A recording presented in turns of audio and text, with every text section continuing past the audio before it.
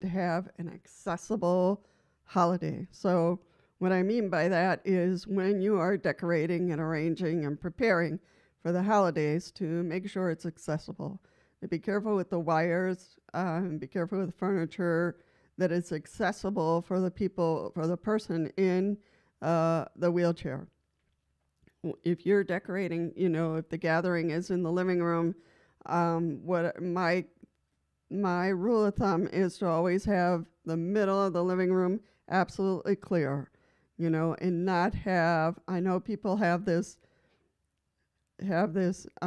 compulsion to put something right smack dab in the middle of the of the living room, and then the wheelchair user has to kind of get around or not get around at all because there's this table plunked in the middle of the living room, and they can't get to the Christmas tree because there's this table plunked in the middle.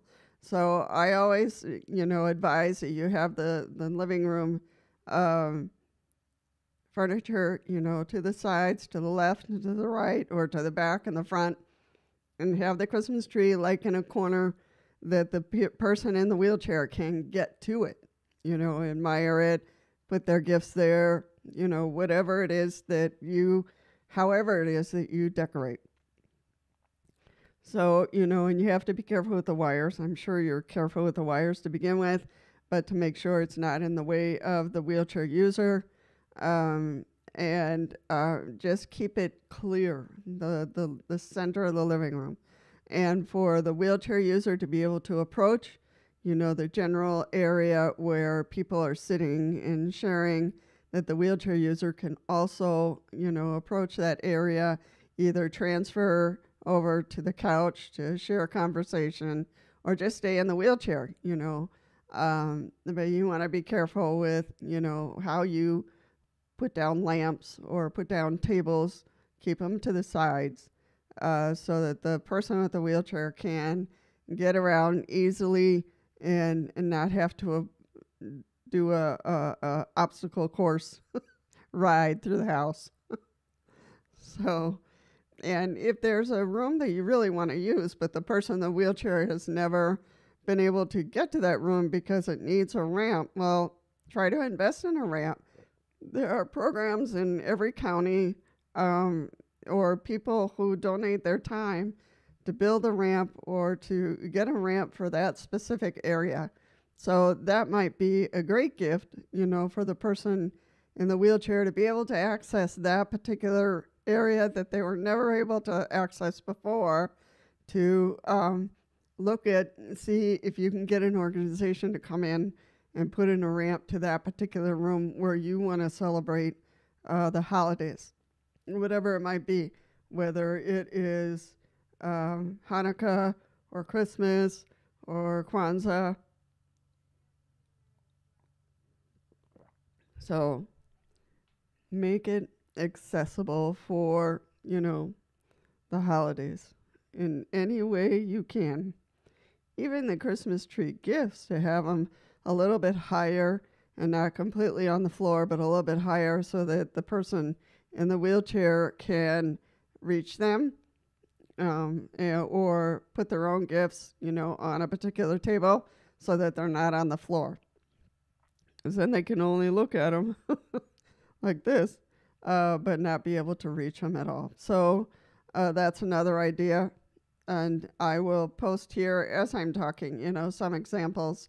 Now, I know you all don't have fireplaces, most of you, but if you do have a fireplace, well, here are some pictures. These are actually like wall hangings, and, to decorate a room for Christmas. So you can decorate a wall. As you see in the back, I've changed my summer, fall hanging, and now I have my winter one there. So I always have the bridge because the bridge to me is very symbolic of being able to get from one place to another. A bridge is very, very symbolic to me, to be able to reach out and get to, special places that I want to go to. So I always leave the bridge there. Winter is beautiful, but it's very messy for wheelchair users. So, And again, if you have ramps outside that really need to be changed, you can do so by either purchasing one or using one of the organizations that I've posted. I talk about wheelchair bridges for wheelchair users, and I'll post that that video here so that you can take a look at the video. And it has all kinds of resources throughout the United States for organizations that help put in ramps. So whether you've moved, whether you need to replace the ones you have, whether you have one that, you know, is really in bad shape, so you want to remain safe, and especially the wheelchair user wants to remain safe. I saw a who I consider a friend, you know, on YouTube, who was going down a ramp, and he went over the side, and it was awful because he's in a specialty power wheelchair, complex power wheelchair, and those are heavy, and he doesn't have use of his arms, so there's no way he could help himself. So it was a very scary moment, but thank goodness he had his seatbelt on, and so he only had bumps and bruises. But you want to make sure that any ramp you have in the back or in the front of the house, that it is safe and that it can support the power wheelchair or the manual wheelchair the person is using. And again, I will put that link of that video that I made, because in the description box it has all kinds of resources for organizations that will help you with ramps. So if you need that inside or outside of the home, especially for the holidays. Sometimes people move like right before the holidays, so, and they all of a sudden they need a ramp. It's like, oh my gosh. So I put some resources in there. So yeah, you know, sometimes we have, the house is just very cluttered, and we don't connect. For us, it's fine because we're walking around. You know, as caregivers, we're walking around, and it's fine. But we don't make the connection in that hallway, that credenza or that desk and table or that chair that's in the hallway is kind of an obstacle for the wheelchair user. So, you know, sometimes we really have to pare down. We really have to put things in storage and keep it minimalized, keep it simple, so that the person in the power wheelchair can get around without getting stuck, without running into things, without scraping the walls, so without crashing. So, you know, so really sometimes people say, oh, it looks so bare, but it's bare for a reason, you know, because you need to have clear runways for the manual wheelchair or the power wheelchair person to be able to get through and feel, you know, for it to feel airy, for it to feel like there's space to go through. You don't have to focus so much. I don't want to crash into this. I don't want to bump into this. I don't want to scrape this. If you need to come to the conclusion that, yes, you need to put things in storage or things that you need to give away because you really don't use it as much as you thought, and it really does become an obstacle for the person in the manual wheelchair or power wheelchair to get through. And so you want to make things lighter and airy and plenty of space to get through and to be able to sit with someone, to be able to share with a group, you know, anything like that. So for this Christmas, try to pare things down and make sure there's plenty of space. If you're having difficulties in keeping up, you're very busy, you have a part-time job, you're a caregiver on top of that, and the house is kind of a wreck, and you don't know what to do. Either, you know, ask for help, reach out and ask for help from a family member or a neighbor or a good friend to come over and help you clean up and clear out, you know, to make sure that the holidays it's all ready. You can also pay someone to do it. There are organizations and individuals that do this for a living. So if you have some funds there and you really want it cleared out and ready for the holidays, you know, pay someone to come in and clear it out, clean it up, if it's just the kitchen or just the living room or just the entire house, because you just have not been able to do it, know there are organizations out there that will come in and clear out and clean up and organize and help you, you know, think things differently, and let them know that there's a wheelchair user there in the house, and you want things to be open and plenty of space for that wheelchair user to be able to get through. So and not have obstacles everywhere. And so they'll keep that in mind, and they'll rearrange the furniture for you if you give them permission to do that, and to put things away for you, and put things aside and say, this really needs to go into storage or in a closet somewhere. So, and they'll help you sort things out so that, and it's all cleaned up, and all the little dog toys are picked up, and all the stuff that's in the kitchen, all the little bags and cans and stuff that gets put away or thrown out. So, absolutely, and I've actually seen people and organizations that just do it for free because they enjoy doing it, because they want to help out. They really do it for hoarders, but once in a while they'll do it for other people that it's not a hoarding situation. It's just that they fell behind, and people are working, or they have a person with disabilities there, and they focus more on caring for the person with disabilities, and forget to put some things away, or get behind on the cleaning. So and that's okay too. Some people just do it for free because they love cleaning. There are some people who just have that gift, and sometimes you have to tie those people up and put them in a closet because they won't stop cleaning. So it can be a gift or an annoyance, just depends on how you see it. I have a person in my house that just won't stop cleaning. So she's let go a little bit, but still. But anyway, it can be a gift, and let's look at it as a gift for the holidays.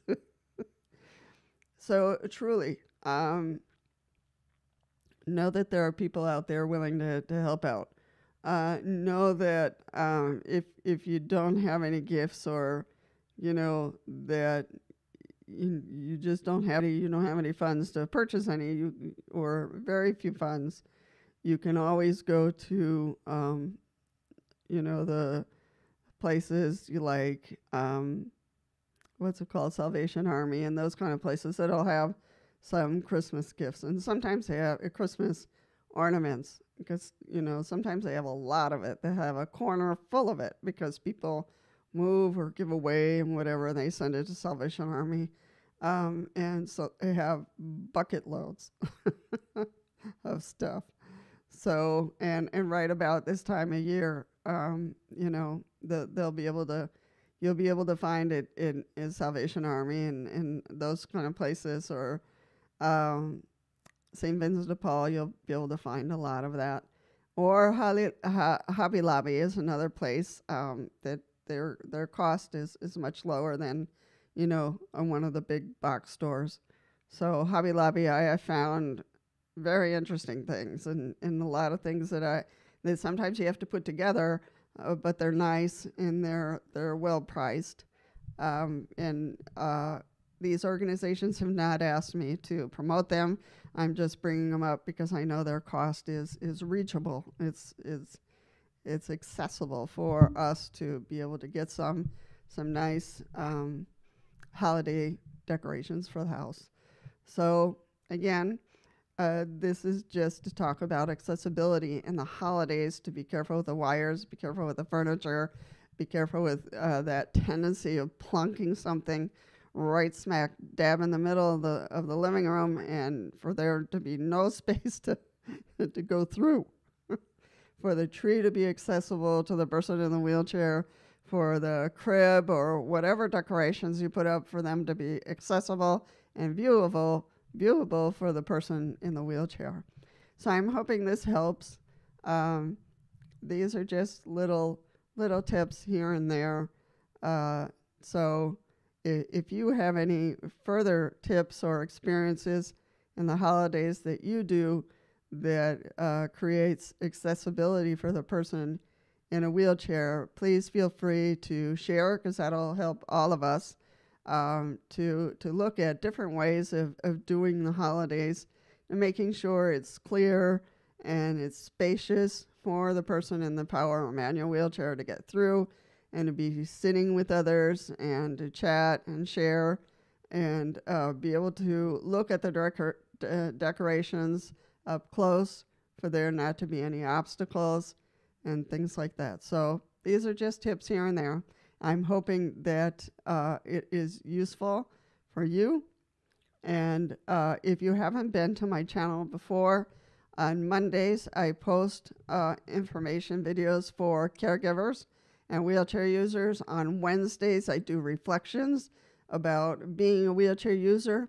On Fridays I do Wheelchair Tech Fridays, and I talk about technology. Sometimes it's simple technology, other times it's like high-tech stuff that hard for me to understand, but I'll read the script, make sure I don't float away into something I didn't have any clue about. So it's all about technology, and if there are wheelchair technology or something that connects to our wheelchairs. So I want to wish you all a very peaceful and open and airy holiday, accessible holidays. Be careful out there with the drivers, because they're driving a little bit more crazier during the holidays. So be careful, the wheelchair users and caregivers alike. So I'm glad you came, shared, and listened. I am hoping that you will feel free to subscribe to the channel if you felt that this video was helpful and informational and that it gave you some tips and ideas on how to keep that house up to date and all decorated for the holidays or for any holiday. And if you want to share how you do it, and how the wheelchair user in your home has appreciated, the way you help them set up the home or the apartment, let us know.